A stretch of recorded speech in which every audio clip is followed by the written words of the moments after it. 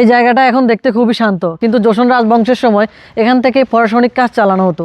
জায়গাটা দেখতে খুবই ছোট মনে হলো, এর ভিতরে লুকিয়ে আছে কয়েকশো বছরের ইতিহাস। আসসালামু আলাইকুম। আজকে আমি চলে এসেছি আমার বাসার পাশের একটি পুরনো ঐতিহাসিক জায়গায়, কোরিয়ান রাজার এই অঞ্চলের প্রশাসনিক ভবনে। জোসন রাজবংশের যুগে এই ইয়াংজু ঘানা ছিল সরকারি অফিসের মতো একটি জায়গা।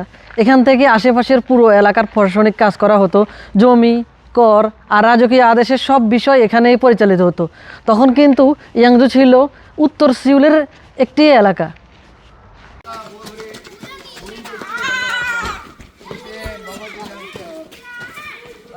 এই ঘরটার কাঠ আর ছাদের ডিজাইন এখনও জোসন যুগের স্টাইলে রয়েছে। কিছু অংশ ধ্বংস হয়ে গিয়েছে, কিন্তু সরকার পরে এটাকে সংরক্ষণ করেছে যেন ইতিহাস টিকে থাকে।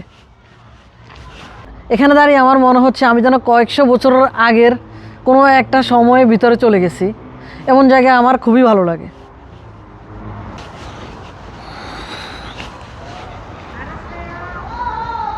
যদি ইতিহাস আর শান্ত পরিবেশ আপনাদের ভালো লাগে, তাহলে একদিন ইয়াংজু ঘানা ঘুরে দেখতে পারেন। জায়গাটা ছোট হলেও গল্পটা বিশাল।